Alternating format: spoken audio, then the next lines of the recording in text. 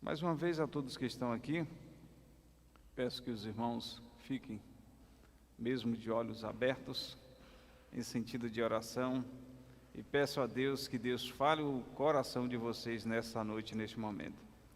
O tema dessa mensagem dessa noite é um grande Pai.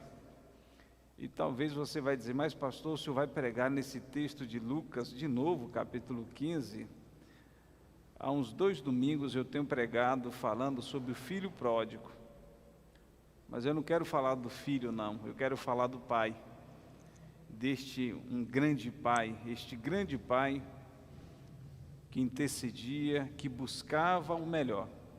Nós temos diversos pais que a Bíblia nos relata. Nós temos o grande pai, Adão, que é o pai da humanidade. Depois nós temos Abraão, nós temos Noé, nós temos Isaac, nós temos Jacó, nós temos José, que foi um grande pai também, que teve a oportunidade de ser o pai terreno do nosso Salvador Jesus Cristo. Todos esses homens foram grandes pais, foram pessoas que deixaram sua identidade. Mas um grande homem, um grande pai, é aquele o qual Deus deu a oportunidade. Eu estou falando nesse sentido agora de família, daqueles que honram, mas também levando também as outras pessoas também, que precisam também refletir sobre o sentido de que é ser pai verdadeiramente. Eu sei que muitas pessoas não começaram bem como pais, mas é aquilo que eu sempre tenho dito aqui na igreja, o importante não é começar bem, é terminar bem. E eu sei que muitos pais têm a oportunidade de fazer uma retratação, de buscar ser diferente, e hoje são bem vistos pelos seus filhos. Mas um grande pai, então, é este grande homem que faz parte. O Juninho, ele fez um cartão bacana, e a gente enviou para todo mundo, falando sobre esse dia de pai, que está lá em Provérbios 14, 26, diz que aquele que teme ao Senhor possui uma fortaleza segura, refúgio para os seus filhos, e refúgio para os seus filhos. Então, este grande homem tem também um grande refúgio, que é a sua família, e assim ele tem tratado.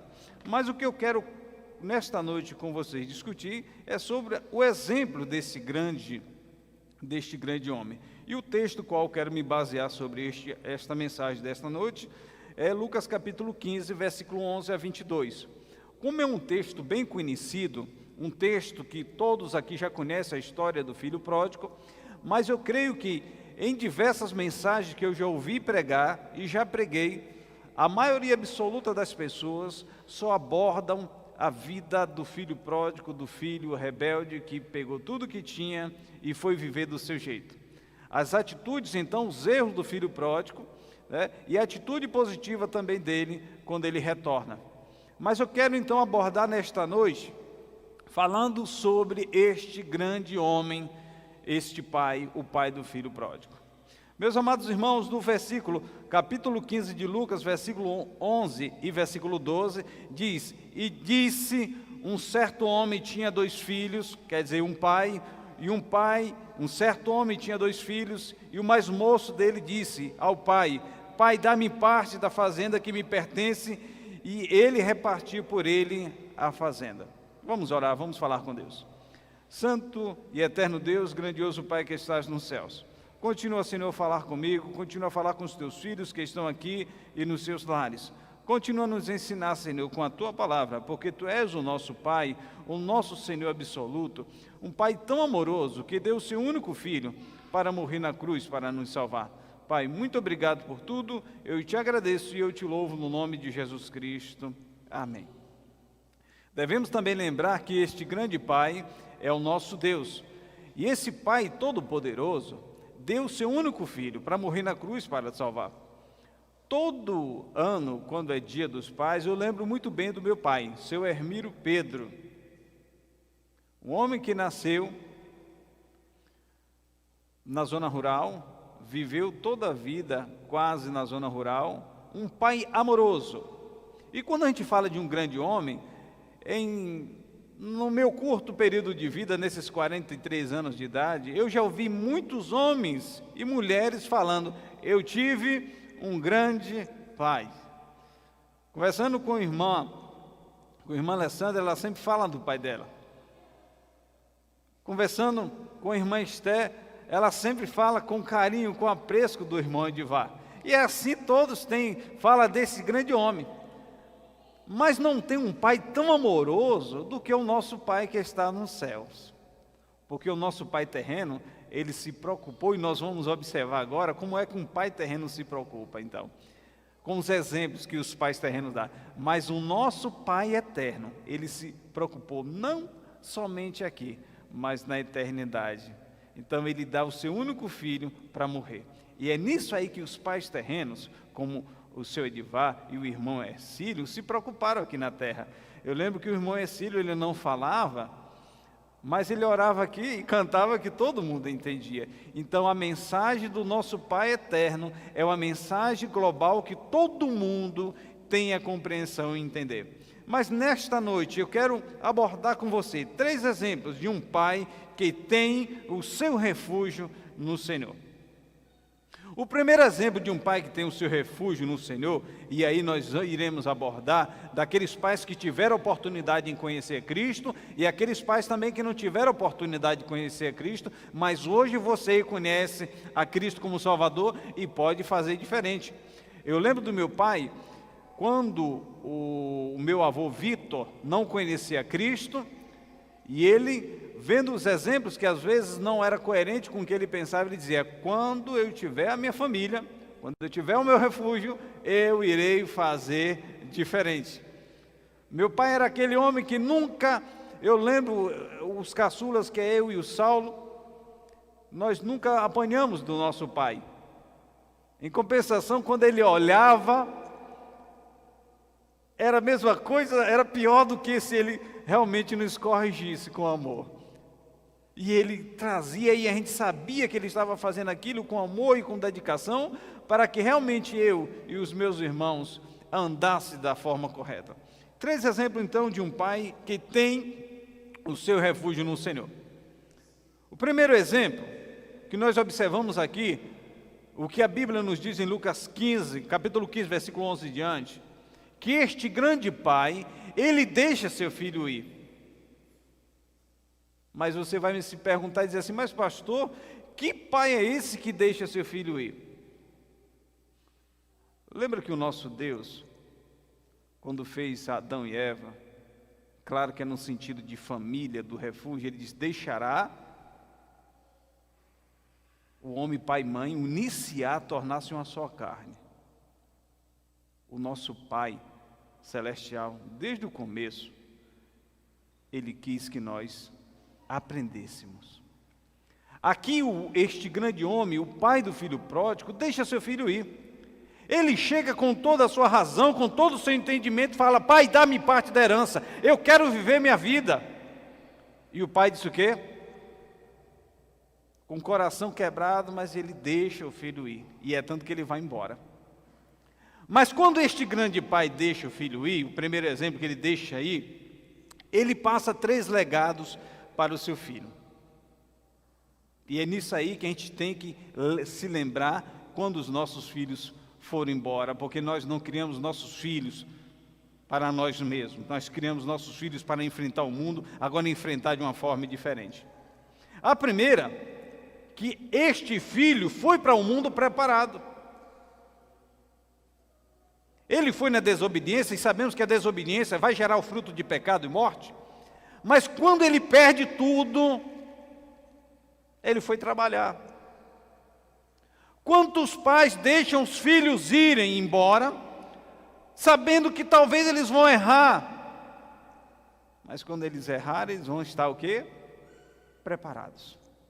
Eu lembro que meu pai, ele trabalhando na fazenda, ele sempre me chamava, a mim e o Saulo, que eram os mais novos, e ele ensinava algumas coisas, e eu dizia: mas pai, para quê? Eu não vou trabalhar em fazenda, que você saiba fazer.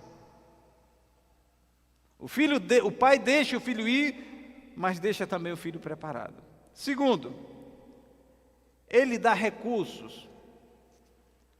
O filho pródigo não sai de casa de mãos vazias. Talvez você diga: mas pastor, eu já deixei meu filho sair, não dei 1 centavo, não tinha nada. Mas você deve ter dado educação. Você deve ter dado bons exemplos. O filho tem que sair, mas pai tem que aprender a fazer com que esses jovens tenham conhecimento. Lembro muito bem na minha cidade, o senhor Evonei, um dia ele me deu um conselho e dizia assim: Wolfram, estude, porque a única coisa que ninguém nunca vai roubar de você é o conhecimento. Aquele pai deixa o filho ir, mas ele vai com recursos. A falta de sabedoria dele faz assim que ele perca. Terceiro, aquele filho vai embora, ele deixa o filho ir, mas ele vai com ele caráter e personalidade. A criança entre 1 a 5 anos de idade, ele está em formação de caráter e personalidade. Quando o filho volta para casa arrependido, pobre, quebrado, depois de ter desejado ter comido as bolotas, comida dos porcos, ele volta com o coração quebrantado, arrependido. O pai tem que deixar o filho ir, mas tem que ensinar os princípios de honestidade, tem que ensinar a verdade, ser sincero e trabalhador honesto, porque as adversidades podem vir para os filhos. Primeiro exemplo, ele deixa o filho ir, mas ele deixa ir com o quê? Com preparo, com recursos ou estudo e com caráter e a personalidade formada. Segundo exemplo, que ele deixa, que ele é um pai intercessor. No versículo 20, o filho quando volta para casa, o versículo 20 diz assim: levantando-se, foi para seu pai, e quando ainda estava longe, viu o seu pai, e se moveu de íntima compaixão, e correndo lançou-lhe o pescoço e o beijou. Um pai de verdade, ou um pai que quer recomeçar, é um pai intercessor, que ora pelos seus filhos. Tem muitos pais que deixam para fazer tudo isso quando já estão adolescente ou velho. Há muito tempo eu coloquei essa prática na minha vida de orar pelos meus filhos, para que Deus prepare tudo na vida deles. O filho foi embora, com a parte, o pai sabia provavelmente que ele ia perder tudo, mas ele fazia o quê? Intercedia. O pai, e coloco também nesse meio a mãe, nunca deve parar de interceder pelos seus filhos. Qual é a primeira pessoa que esse filho vê quando volta para casa? O pai. E o pai, vendo o seu filho, abraça. Quantos pais nesse momento estão felizes? Mas quantos pais estão agora com os corações quebrantados, esperançosos de um dia ver o regresso de seus filhos? Terceiro e último exemplo de um grande pai.